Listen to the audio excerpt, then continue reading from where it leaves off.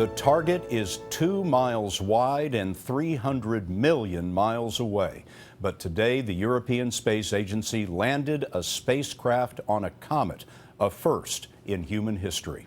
The lander, named Philae, shot these pictures on approach to the comet, which is called 67P, a name as gray as the boulders and ridges that litter its surface. Philae bounced once when an anchoring system failed to catch. When it settled, it began sending signals, but it has not sent pictures from the surface yet. Charlie D'Agata is at Mission Control in Germany. A decade-long dream of landing on a streaking comet came true today. Matt Taylor is with the European Space Agency. We're trying to land on a bloody comet that's 500 million kilometers away. And we've just dropped something the size of a fridge, and it's going down. It's mental. It's crazy that we're doing this.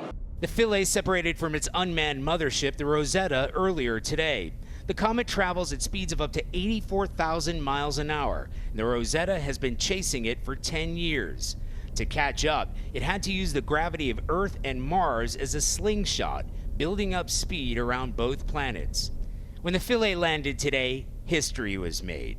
But Stephen Ulemek said it looks like the Philae may not have stuck to the comet. Maybe today we didn't just land once, we even landed twice.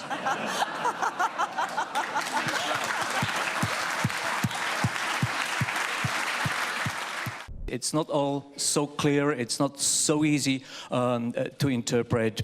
The Philae's thruster system failed on the landing. This is an exact-sized replica of the landing craft itself. And when they learned that the thrust system had failed, they knew it would have to rely more on ice drills on the feet to hold it in place and harpoons fired into the surface to help anchor it. As it turned out, the harpoons failed to fire too. Paolo Ferri, head of the operation, told us the landing was always a big risk. The thruster not working, the surface, which was a total unknown, this was the big concern. We had no control on that.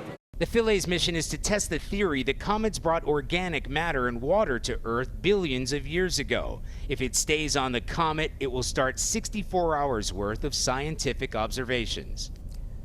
The European Space Agency loses contact with the lander from time to time as the comet rotates. So, Scott, it won't be until tomorrow morning until Mission Control tries once again to try to contact the lander and see how well it's operating. Charlie D'Agata at the European Space Agency Mission Control in Darmstadt, Germany. Charlie, thank you.